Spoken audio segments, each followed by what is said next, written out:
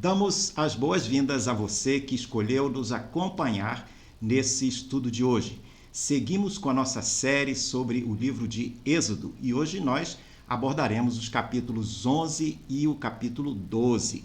Importante você ter em mãos a sua Bíblia para juntos podermos ler os versículos que usaremos como base nesse estudo. E importante também nós orarmos ao Deus eterno. Deus eterno, nós te pedimos que tu nos ajudes a entender o que tens para nós através desse estudo bíblico. Que tu abençoes cada pessoa que nos acompanha. Que tu nos ajudes não apenas a entender a tua palavra, mas que também tu nos ajudes a colocá-la em prática em nossa vida. Te agradecemos e pedimos em nome de Jesus. Amém. Nesta parte introdutória que nós vemos aqui no nosso quadro, podemos dizer, uma referência rápida ao estudo anterior, que Moisés, naquele relato que nós fizemos, naquele estudo que nós fizemos, Moisés havia pedido ao faraó para libertar ou liberar os filhos de Israel. Moisés, juntamente com seu auxiliar, que era o Arão, o seu irmão, havia declarado ao faraó um recado de Deus. Este recado é que Deus queria que o povo de Israel, ainda os filhos de Israel, não um povo constituído, mas todo aquele amontoado de gente fosse liberado para voltar à terra de Canaã, a terra prometida. O problema é que o faraó não queria atender Moisés, foi o que vimos desde o estudo passado. De pronto, logo de início, desde a primeira vez que Moisés foi falar com o faraó, ele já demonstrou que não estava disposto a abrir mão dos israelitas. Ele não queria deixar os israelitas partir e também não queria abrir mão do trabalho escravo que eles, israelitas, ofereciam aos egípcios. Já havia ocorrido 9 pragas como expressão, como estratégia de Deus para forçar o faraó a mudar de ideia, mas não havia, essas pragas não havia ainda dado o efeito necessário. A teimosia do faraó, ela estava se manifestando desde a primeira vez que Moisés se encontrou com ele, na primeira audiência que eles tiveram. E lá em Êxodo, no capítulo 5, verso 1 a 2, convido você para abrir a sua Bíblia, nós já vemos de pronto como que era essa teimosia do faraó. Lá em Êxodo 5, capítulo 5, verso 1 e 2, nós lemos o seguinte: Depois Moisés e Arão foram e disseram a faraó: Assim diz o Senhor Deus de Israel, deixe o meu povo ir para que me celebre uma festa no deserto. Faraó respondeu: Quem é o Senhor para que eu ouça a sua voz e deixe Israel ir? Não conheço o Senhor e não deixarei Israel ir. Então, desde o começo, nós já temos essa referência bíblica mostrando essa atitude negativa do faraó. Isso vai motivar, portanto, que Javé promova as 9 pragas que nós mencionamos no estudo anterior, lá nos capítulos 7 a 10, e agora a coisa vai ficando cada vez mais difícil. Será que seria necessário uma nova praga mais contundente ainda para que o faraó mudasse de ideia? É o que nós vamos encontrar aqui. Vimos que as pragas anteriores, que eram objeto de pressão de Deus, não estavam fazendo efeito. Ele, faraó, continuava impedindo a saída dos israelitas. E se o faraó não cedesse, somente uma nova praga que seria suficiente, teria que ser uma praga muito forte para que ele mudasse de ideia. É o que nós vamos ver ao longo do nosso estudo. No próximo quadro, nós temos o texto de Êxodo 11, que é a primeira ou a segunda, o segundo texto que nós leremos agora, onde nós encontramos Moisés falando ao faraó sobre essa praga final, sobre essa 10ª praga. Então, abra comigo a sua Bíblia lá no capítulo 11 de Êxodo, e nós vamos ler o versículo de 4 a 8, e depois vamos até dar uma voltazinha no capítulo 10, nos versos 28 e 29. Então, no capítulo 11, 4 a 8, nós lemos o seguinte: Moisés disse: Assim diz o Senhor, perto da meia-noite passarei pelo meio do Egito, e todo primogênito na terra do Egito morrerá. Ele está anunciando como seria essa 10ª praga. Morrerá desde o primogênito do faraó, que se assenta no seu trono, até o primogênito da escrava que moe a farinha, e todo primogênito dos animais. haverá grande clamor em toda a terra do Egito, como nunca houve antes, nem haverá jamais. Porém, contra nenhum dos filhos de Israel, desde os homens até os animais, nem mesmo um cão rosnará, para que vocês saibam que o Senhor fez distinção entre os egípcios e os israelitas. E Moisés continuou: então todos esses seus oficiais descerão a mim e se inclinarão diante de mim, dizendo: saiam daqui, vocês e todo o povo que o segue. E depois disso, sairei. Quando nós vamos ao capítulo 10, versos 28 e 29, nós vemos a sequência desses eventos, porque nem sempre no texto bíblico, nos textos antigos, nos textos orientais, há uma cronologia perfeita. Às vezes os eventos são citados ou relatados em pontos diferentes. É o que ocorre aqui. Nós estamos no capítulo 11, mas vamos lá no capítulo 10, no verso 28 e 29, lemos o desdobramento dessa palavra que Moisés deu. Então lá, verso 28, Faraó disse a Moisés, aí Faraó respondendo: saia da minha presença e tenha cuidado para nunca mais aparecer aqui, porque no dia em que você tornar a ver o meu rosto, será morto. Moisés respondeu: como queira, nunca mais tornarei a ver o seu rosto. E aí, lá voltando no capítulo 11, lá no final do verso 8, nós lemos: e enfurecido, Moisés se retirou da presença de Faraó. E aí dá seguimento aos relatos que nós estamos estudando. Então, nós vemos aqui que, diante da recusa do Faraó, aparece, então, esse anúncio dessa praga final. Dada a insistência de Moisés, nós vemos que o Faraó fica muito enraivecido e até ameaça o Moisés de morte, que ele tinha que sair, nunca mais que o Faraó queria ver o rosto de Moisés. Desta feita, a praga seria muito, muito forte. Ela ceifaria a vida de todo primogênito no Egito, homem ou animal. É o que Moisés havia anunciado ao Faraó e aos seus oficiais. Haveria, consequentemente, grande tristeza, é o que nós lemos, haveria choro, haveria clamor em toda aquela terra. E o impacto, obviamente, seria muito grande, ao ponto dos oficiais do Faraó irem inclinar-se diante de Moisés pedindo que o povo saísse. É o que está relatado e o que efetivamente aconteceu.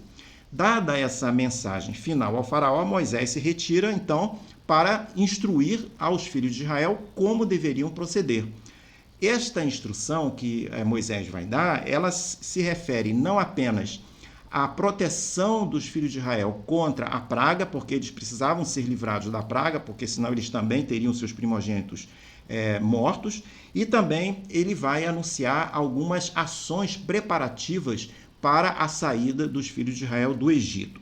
Então, os capítulos 11 e 12, que nós abordamos hoje, vão tratar dessa 10ª praga e também vai nos dar essa sinalização das instruções que o povo precisava considerar.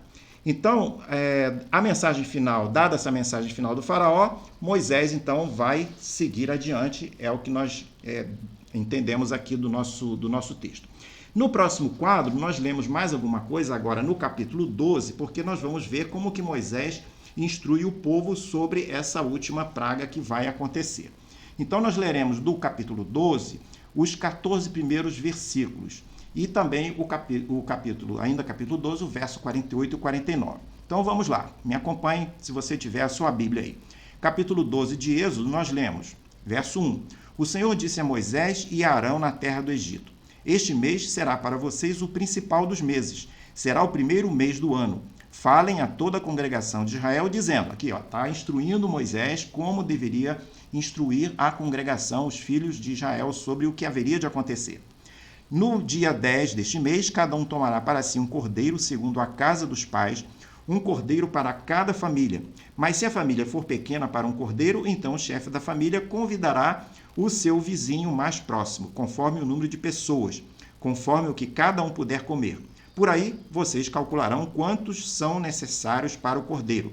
O cordeiro será sem defeito, macho de 1 ano, podendo também ser um cabrito. Vocês guardarão o cordeiro até o 14º dia deste mês, e todo o ajuntamento da congregação de Israel o matará no crepúsculo da tarde.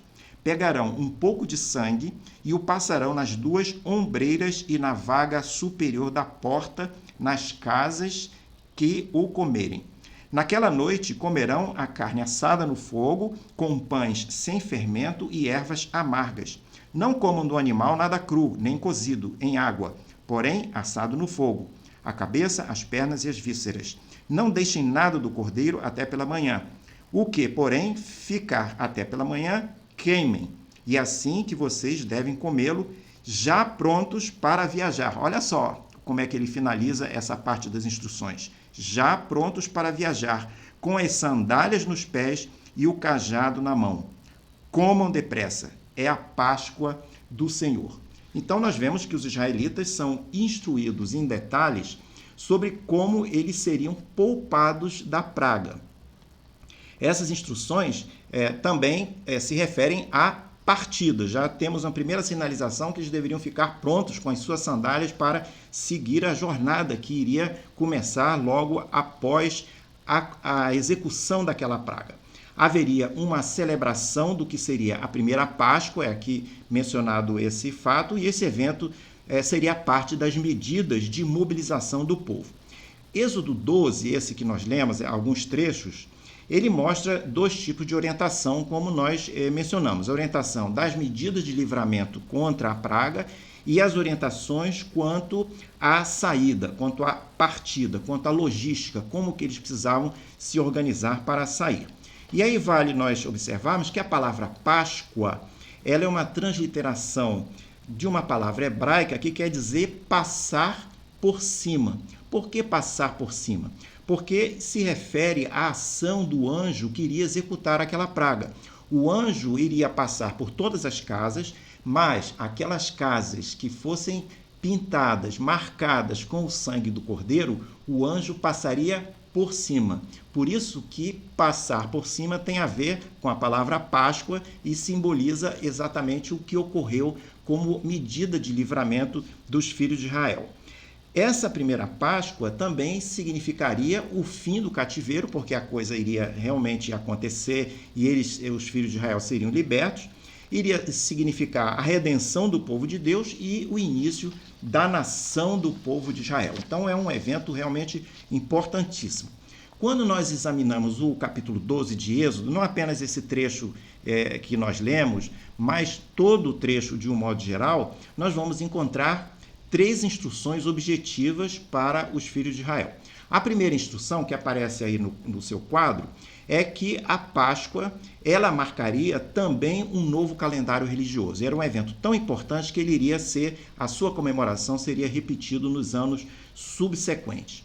E aí, o sangue do animal, importante, a segunda coisa, é que cada família prepararia uma refeição. Nessa refeição, haveria o sacrifício de um cordeiro. Eles comeriam esse cordeiro ou esse cabrito. E o sangue do animal seria utilizado para marcar as portas. Como o texto que nós lemos, ele iria marcar ambas as ombreiras, aquela moldura vertical da porta, e também a viga horizontal, a parte de cima da porta. Então, este sangue, na realidade, seria um sinal que protegeria as famílias que tivessem as suas casas marcadas com aquele sangue. Protegeria os israelitas e quem mais estivesse com eles na casa. Então, esse cordeiro, vale nós observarmos, que ele seria também o protótipo do Messias que haveria de ser crucificado anos depois na cruz do Calvário, salvando da morte eterna todo aquele que nele viesse a crer nele pela fé. Deveriam também, os israelitas, naquelas instruções de preparo, eles deveriam também preparar pães sem fermento. E por que pães sem fermento? Porque os pães sem fermento, eles tinham mais validade.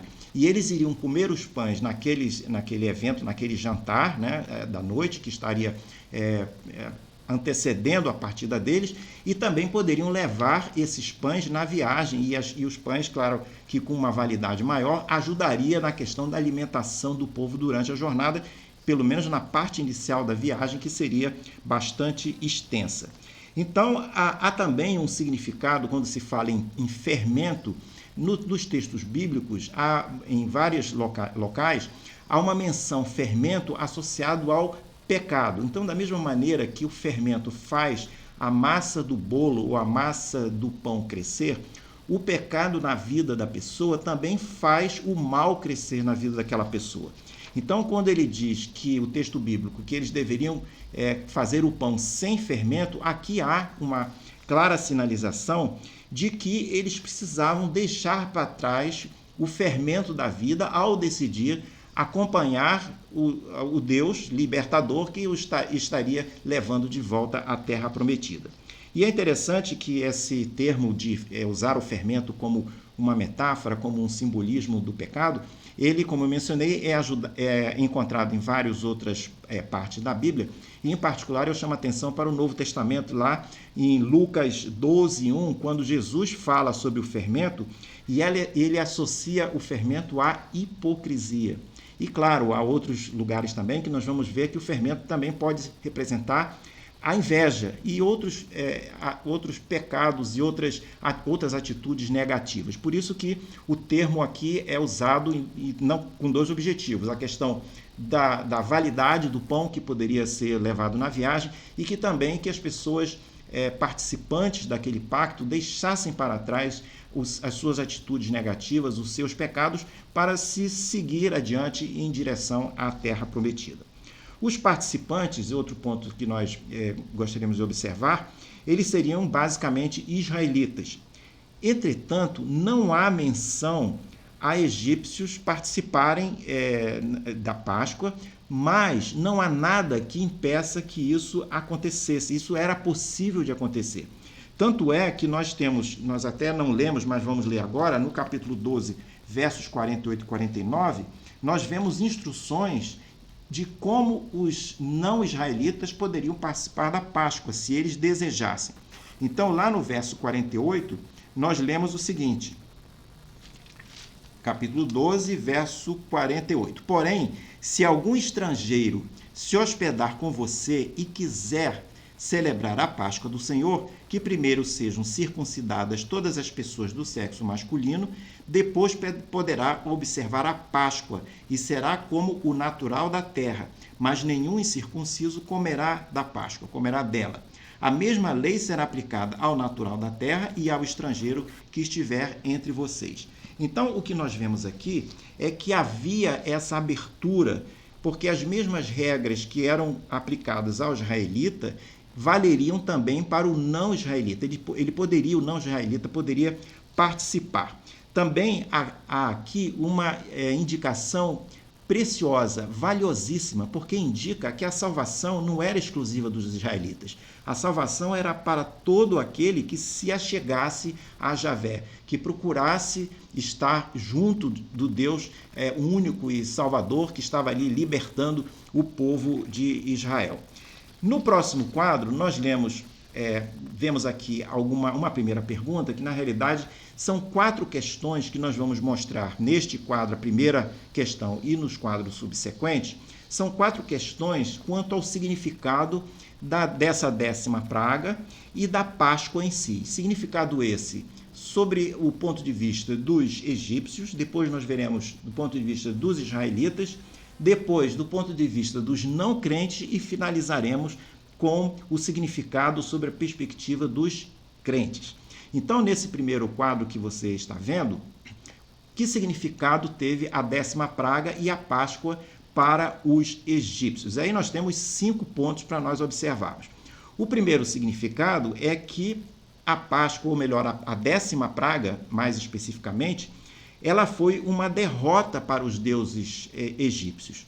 Com a morte dos primogênitos, ficou evidente que Javé era o Deus da vida, e o Deus da morte. E a morte dos primogênitos do Egito provou também, de forma conclusiva, que os deuses do Egito, na realidade, eram impotentes ou inexistentes, enquanto o Deus de Israel era o Deus Todo-Poderoso. O segundo significado que nós podemos observar é que foi também a última instância que rompeu finalmente aquela resistência, aquela teimosia do faraó. Ele foi diretamente impactado, porque o filho primogênito dele foi morto nessa praga, né? Ele sentiu na pele o que estava realmente acontecendo. E após a morte dos primogênitos do Egito, os egípcios nem queriam mais ver os israelitas na frente deles. Eles olha, vão embora, não queremos mais ver vocês aqui, né? Aquilo foi tão impactante que eles não queriam mais que os israelitas ficassem com eles. E até nós, depois, oportunamente, em outro estudo, vamos ver o detalhe da partida, eles até doaram coisas para os israelitas para ajudá-los na viagem, para acelerar a saída deles, porque eles não queriam mais que os israelitas ficassem lá com eles. Então, essa praga, nós verificamos que ela vai realizar precisamente o que Deus pretendia, que era mover o faraó efetivamente para liberar os filhos de Israel, e também o que Moisés havia pretendido desde o começo, que era a liberação dos seus irmãos hebreus. Isso finalmente, então, permitiu que os israelitas partissem. A crise finalmente chegou no seu ponto de ruptura, estava rompendo e estava, consequentemente, sendo resolvida de uma maneira final. O terceiro significado da praga para os egípcios é que a praga serviu como uma punição pela opressão dos egípcios sobre Israel, opressão essa que demorou dezenas de anos, muitos anos. Os israelitas eles haviam sido afligidos como escravos durante todo um longo tempo. E o interessante é que quando nós lemos Gênesis, lá no capítulo 15, quando Deus chamou Abraão e falou sobre o futuro, sobre o que iria acontecer, Deus sinalizou para Abraão que haveria um cativeiro e haveria um livramento.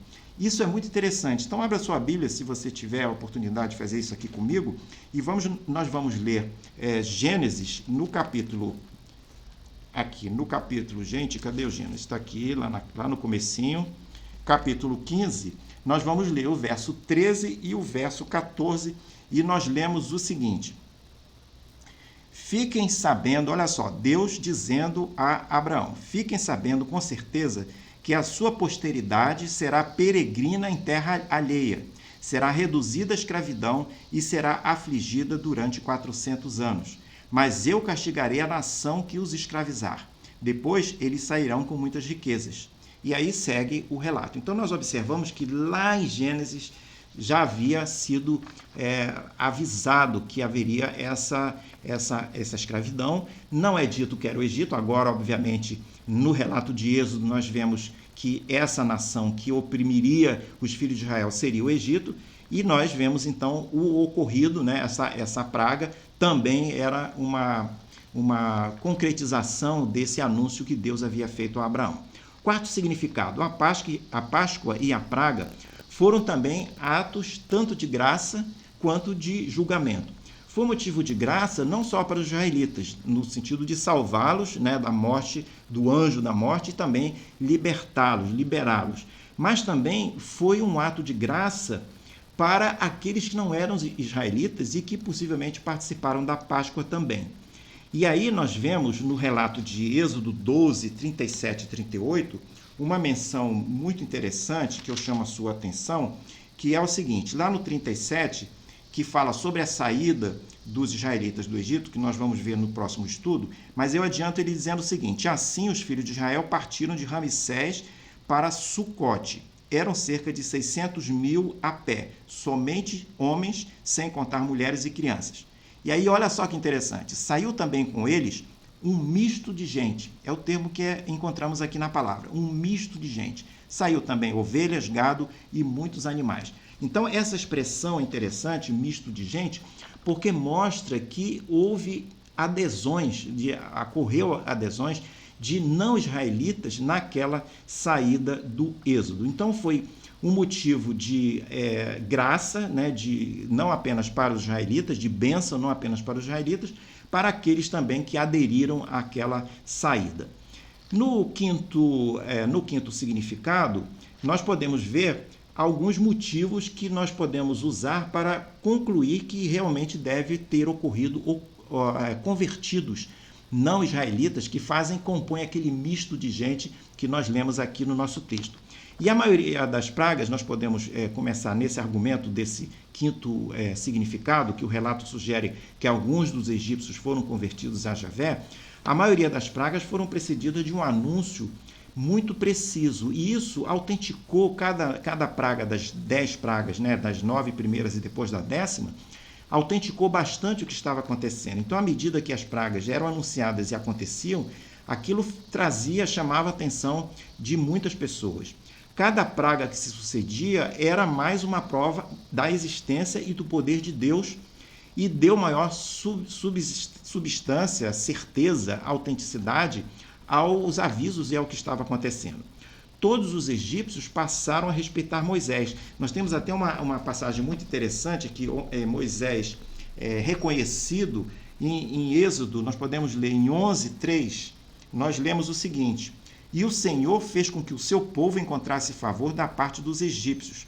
Além disso, o próprio Moisés era homem famoso na terra do Egito, aos olhos dos oficiais de Faraó e aos olhos do povo. E nós lemos também no verso 9, aliás, no capítulo 9, verso 18 a 21, quando havia ainda uma das pragas, que era a praga que caiu pedras sobre todas as propriedades, né? Então nós lemos lá no capítulo 9, verso 18, nós lemos uma menção muito interessante, que diz o seguinte, ele anunciando aqui a praga que iria acontecer. Eis que amanhã, por este tempo, farei cair uma forte chuva de pedras como nunca houve no Egito, desde um dia em que foi fundado até hoje. Agora, pois, mande recolher o seu gado e tudo que vocês têm no campo. Olha, está dando um aviso para as pessoas se protegerem. Todas as pessoas e os animais que estiverem no campo e não forem levados para casa morrerão ao cair sobre eles a chuva de pedras. Aí olha só que interessante. Aqueles oficiais de Faraó que temiam a palavra do Senhor fizeram com que os seus servos e o seu gado fugissem para as casas. Aqueles, porém, que não se importavam com a palavra do Senhor, deixaram que os seus servos e o seu gado ficassem no campo. Então nós vemos aqui esse argumento que mostra que não israelitas possivelmente participaram da Páscoa e possivelmente fizeram uma composição daquele misto de gente que acabou acompanhando os israelitas na saída. É possível, então, que esse misto de gente tenha sido também poupado da morte trazido pelas pragas e pela provisão que a Páscoa trouxe a todos aqueles que acompanharam aqueles procedimentos que Moisés trouxe ao povo. No próximo quadro, nós vemos um segundo significado das pragas e da Páscoa, mas agora para os israelitas, não mais para os egípcios. Vamos agora ver o que isso significou para os israelitas. E aqui nós temos 4 pontos para considerar. O primeiro ponto é que as 10 pragas elas serviram de alerta aos israelitas contra a idolatria. Além dos egípcios, muitos dos israelitas haviam adorado os deuses egípcios. Então, quando houve aquele embate entre Javé e os deuses do Egito, e os deuses do Egito perdem, aquilo foi um sinal poderoso, não apenas para os egípcios, mas para aqueles israelitas que estavam com aquela história de adorar os deuses egípcios. A questão da idolatria, vai acompanhar os filhos de Israel e depois o povo por um bom tempo e vai ser tratado depois novamente. Mas aqui já era um começo das ações corretivas de Deus em relação a esse comportamento muito ruim que era a idolatria. O segundo significado é que essas pragas e a Páscoa, elas foram também uma manifestação do poder de Deus por todos esses relatos que nós encontramos aqui. Há várias passagens que falam assim textualmente, com a mão forte o Senhor os tirou do Egito. Então, com a mão forte, era uma demonstração do poder de Deus. Terceiro significado das pragas e da Páscoa para os israelitas. Essa 10ª praga e a Páscoa mostraram que Israel era uma possessão de Deus. Isso é interessante porque em algumas das idas de Moisés à presença do faraó, ele relata, e o texto, anotei aqui, por exemplo, você pode ler depois, Êxodo 4, 22 a 23, ele diz assim, que Deus está dizendo, Israel é o meu filho, deixe o meu filho ir. Então, Deus tratando o seu próprio povo como seu povo. Então, ele tem uma possessão sobre o seu povo. Então, essa é uma mensagem que está sendo apresentada aqui, concluída, né? Uma mensagem, um significado importante para os israelitas. O quarto significado é que a Páscoa foi mais uma prova da graça de Deus na vida do seu povo. Os primogênitos dos israelitas foram poupados, né? Eles foram salvos, mas isso aconteceu não porque eles eram mais dignos do que os primogênitos egípcios. Eles foram poupados, eles foram reconhecidos pela graça de Deus. Então, como os egípcios, os israelitas também eram pecadores, totalmente merecedores do julgamento divino.